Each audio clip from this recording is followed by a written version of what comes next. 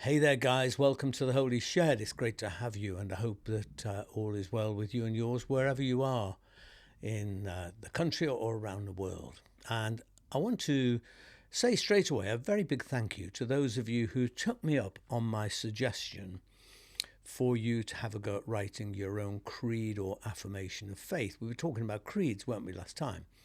And I said, why don't you have a go at writing your own creed? You might just start off by writing I believe and let it flow. Or maybe I don't believe, because that's often an expression of where we're actually at. But anyway, good work to those of you who did this and sent me a copy, and you can still do that. I love to see things that you're writing and you're thinking about. Suzanne actually even said she likes a bit of homework. I mean, she's a teacher, but she likes a bit of homework and would like more of that from the Holy Shed. Well, I'll have to give that some thought, eh? Now, over recent weeks, we have been pondering the theme, Better Humans for a Better World. And I'm not quite sure how much longer I'm going to stick with this, but I'm definitely not done yet.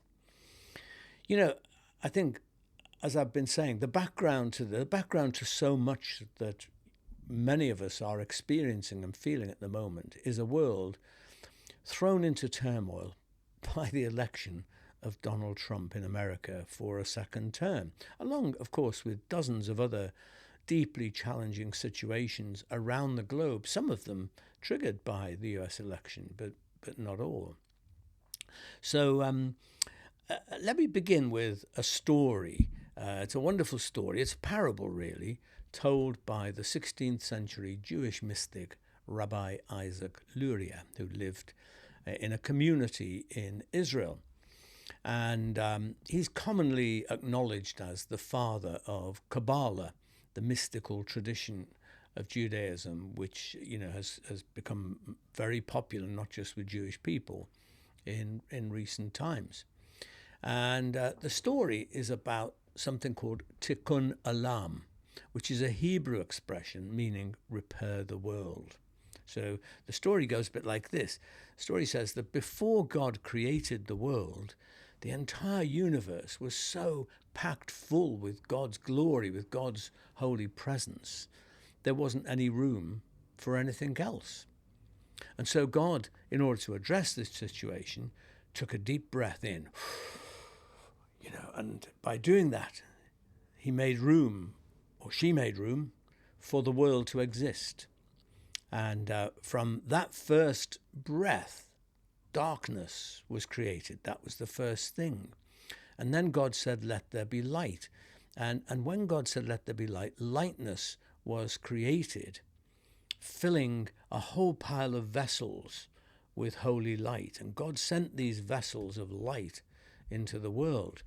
And if they'd arrived fully whole and intact, then the world would have been perfectly how God wished it to be. But something went wrong, or the holy light was too powerful to be contained.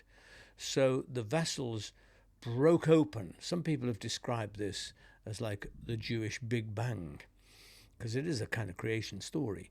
So the vessels broke open, sending shards everywhere across the world.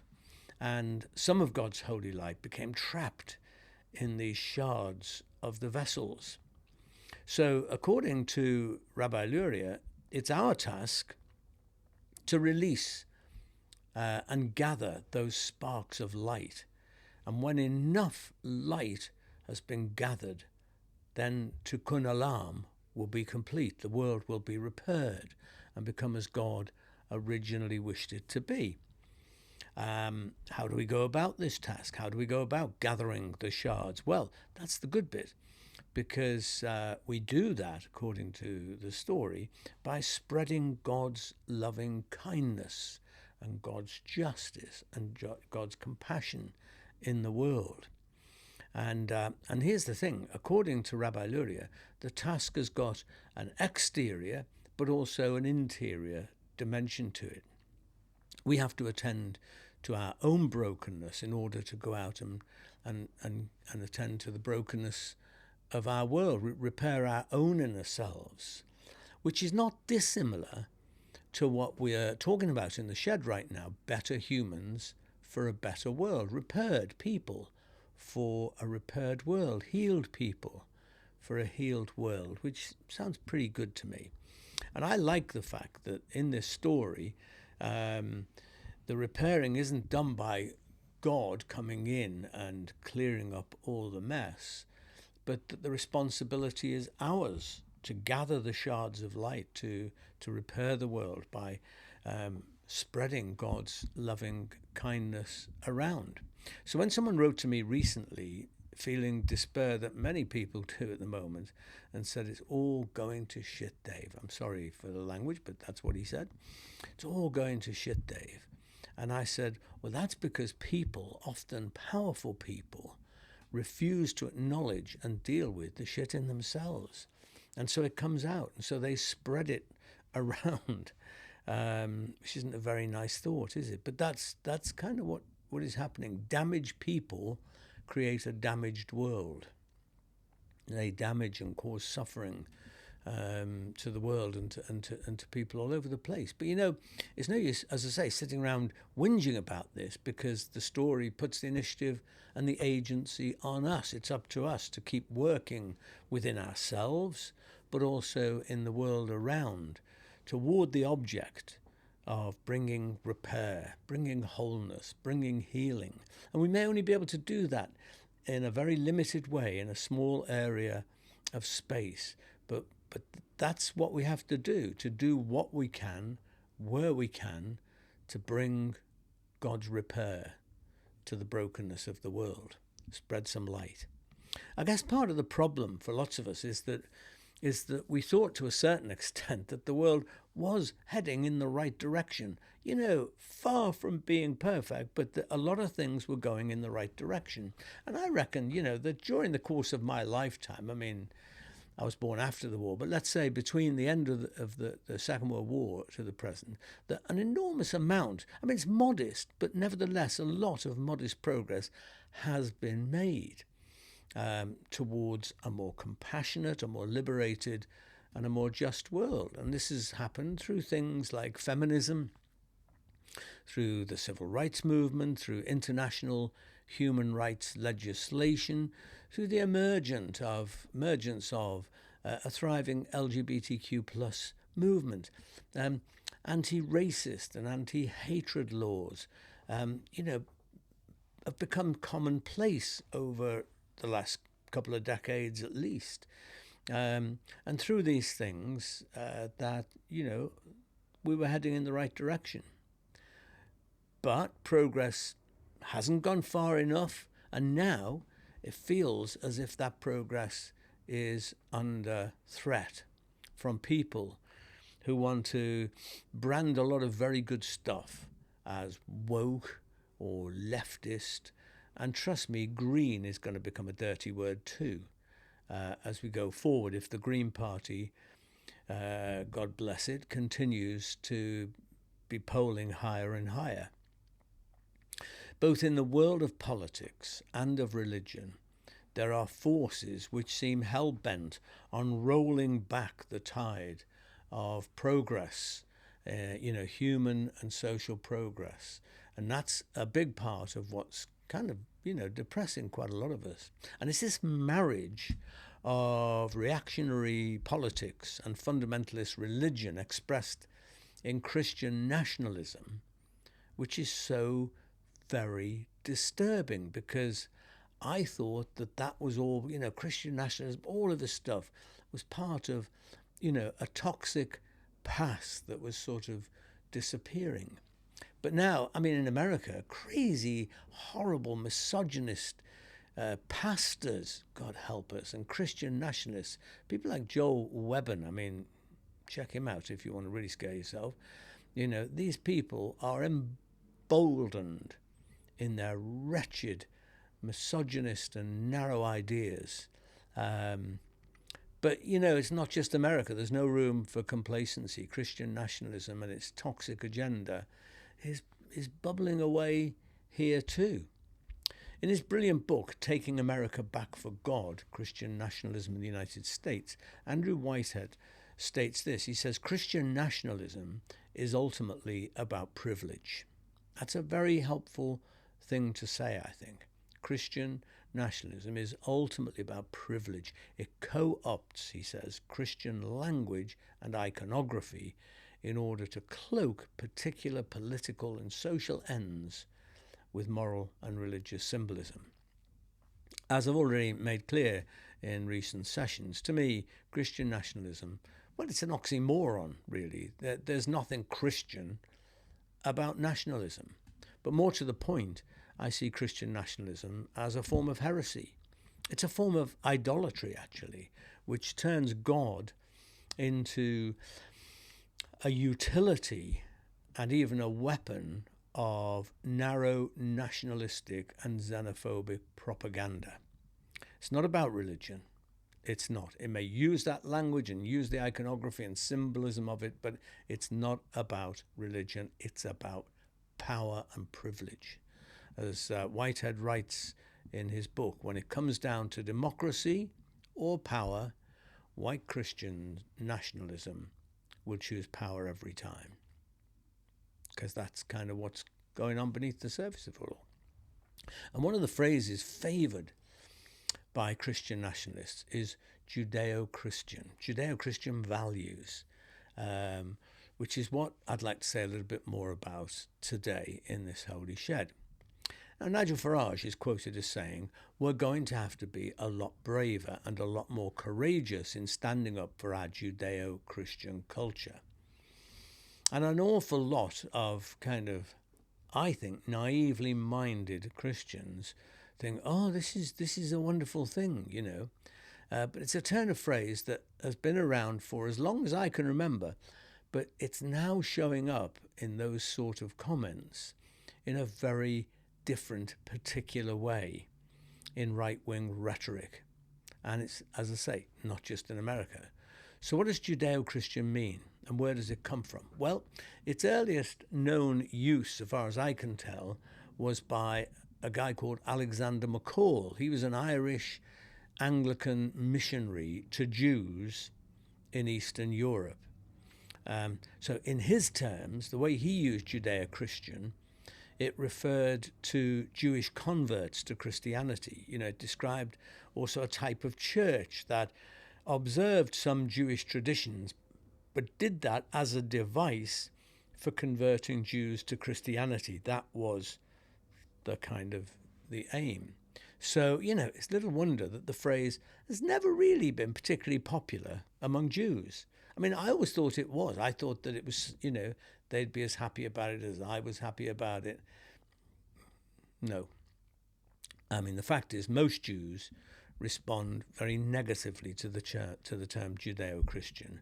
They view it as a Christian-centric concept that ignores centuries of Jewish history and persecution under Christianity.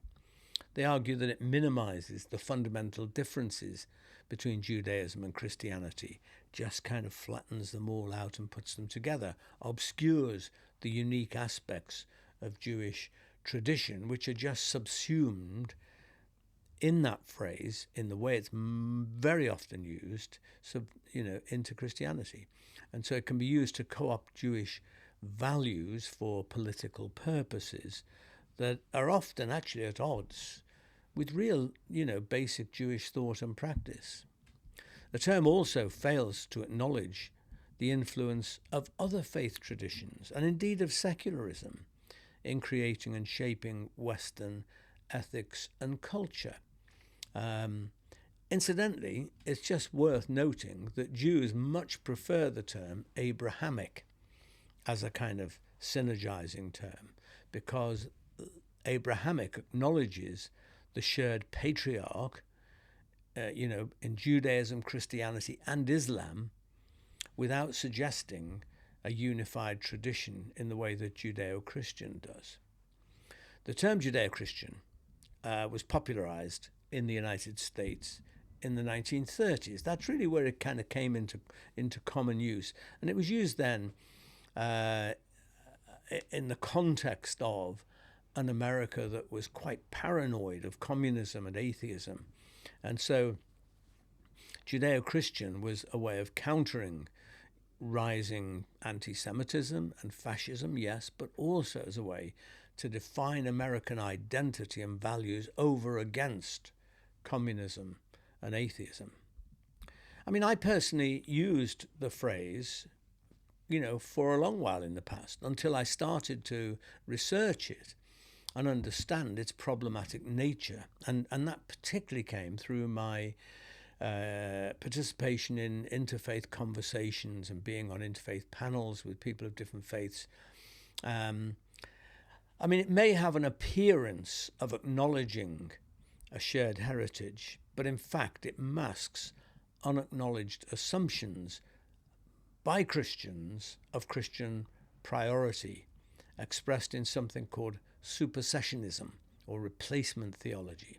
That's the doctrine which is commonly, it's widespread, but not necessarily understood with those in that named in that way. The doctrine that the church has replaced the Jewish people as God's chosen people. That's called supersessionism.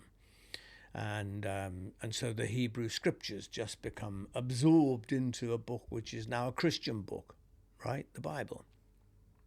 And now Judeo-Christian values is emerging as a co-opted rhetorical device to reinforce a nationalist and supremacist agenda.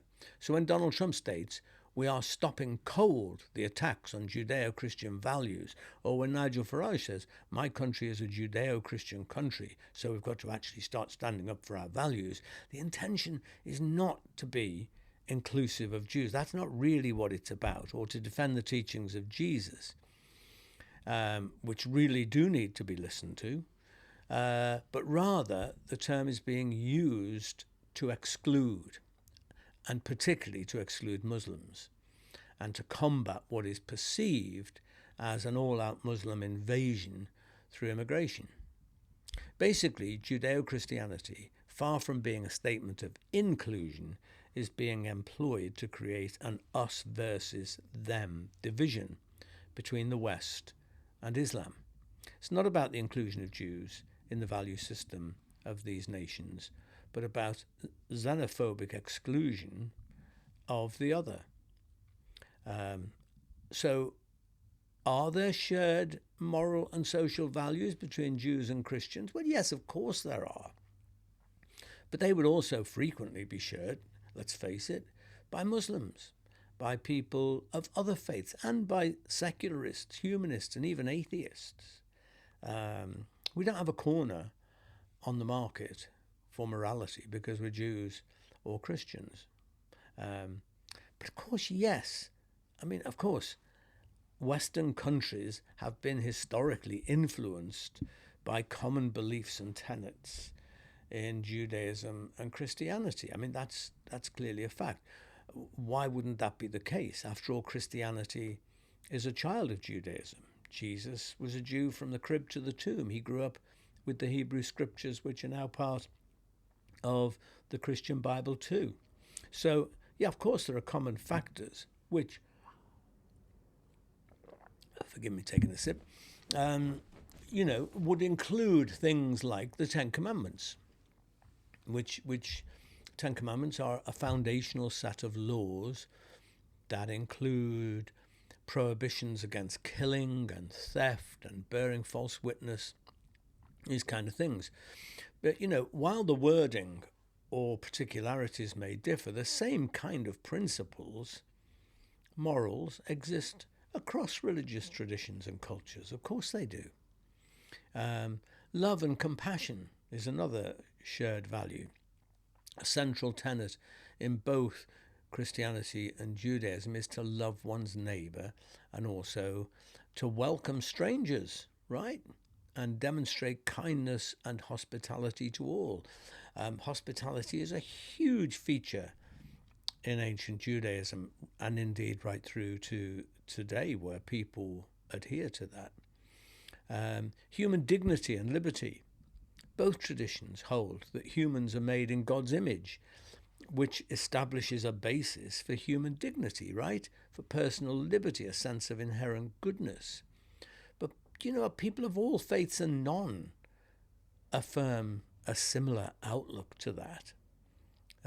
using a different narrative and different words. But these are things that are not sort of unique. Integrity and justice, both Judaism and Christianity, but also most other traditions besides, hold core values of honesty and integrity and justice. And so, we could go on. It's true that Judaism and Christianity have been utterly key to the spread of these kinds of values and attitudes in the Western world, but they stem from other influences too, not least the ancient Greeks. So to imply that our value system and culture is under threat from Muslims and secularists is frankly just ridiculous. I think some of the most moral people that I know are Muslims and also secularists. I know some beautifully spiritually intelligent and moral atheists. I know quite a lot of what I would call pretty, unintelligent, spiritually unintelligent Christians who sometimes behave in the most appalling and immoral ways. Britain has benefited massively from the contributions of people of different faith communities and none. Equally, there are evil, malicious people in all communities. No tradition, no ethnic community is morally superior or inferior to the others.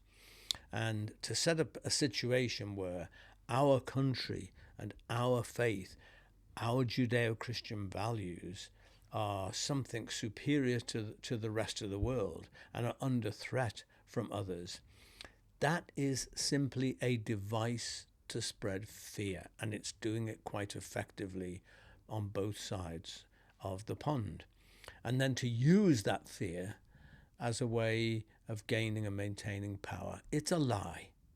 And it is, at the end of the day, about power, not about God, not about religion. It's about power.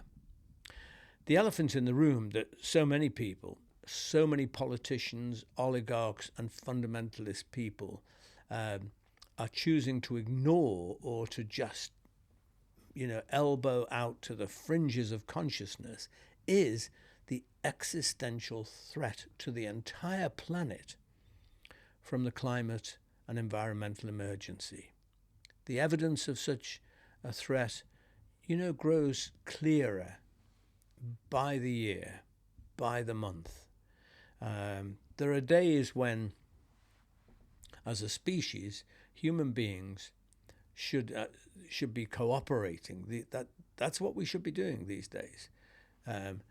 Cooperating and pooling our vast resources of ingenuity and imagination to respond to a common threat.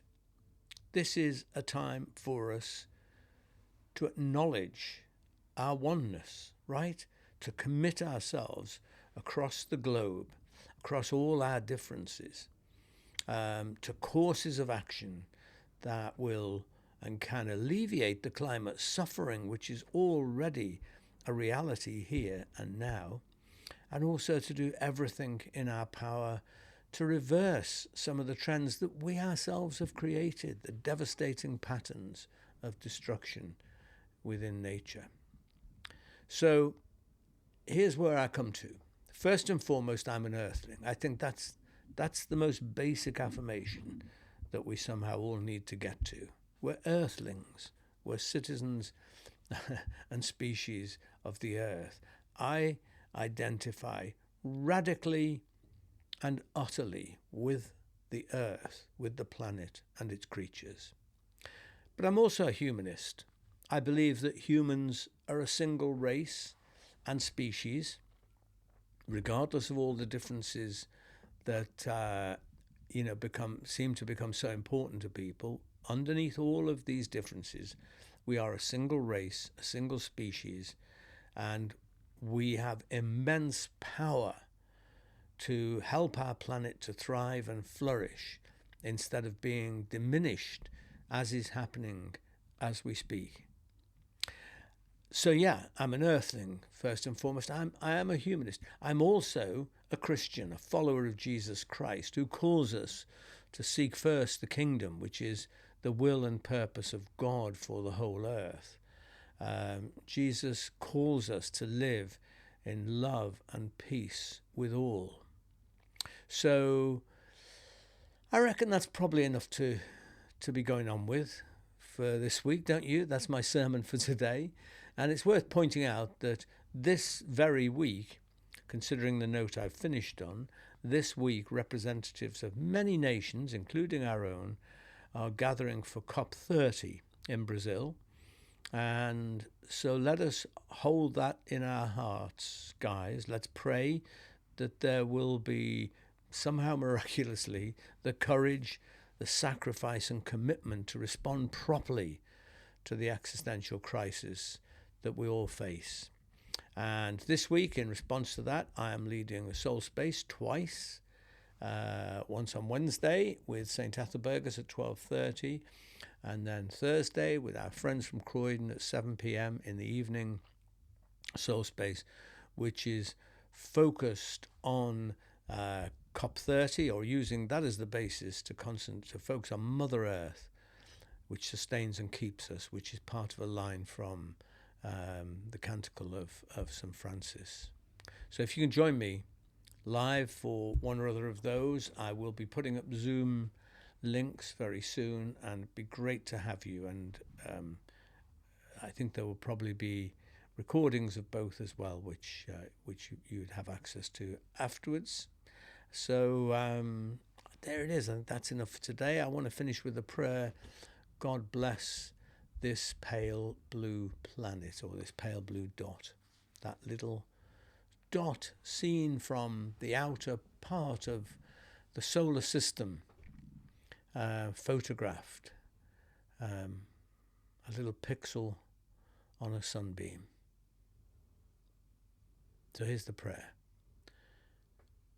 God of butterflies, sparrowhawks and bees, of jellyfish, beetles and bright smiling daisies, God of plasma, teeny cells and primal slime from which we all emerged, as we contemplate the devastation of the predicament our species has created for Mother Earth and her creatures, for the atmosphere and the climate that sustains us, we pray that through this catastrophe we will rediscover the wonder of our home, this pale blue dot suspended on a sunbeam, teeming with life, ingeniously conceived, utterly irreplaceable. And we mourn for communities across the world already suffering the effects of climate change and the shattering loss of flora, fauna and species too many to name. God grant us resilience in adapting to things we can no longer alter, resolve to change what we can, and unyielding imagination to re-envisage a future of justice and sustainability for all. Amen.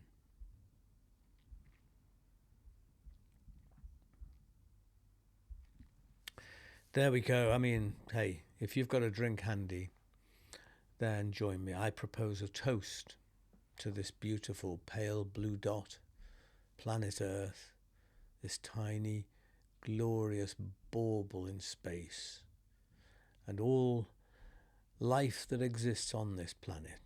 To life, L'chaim.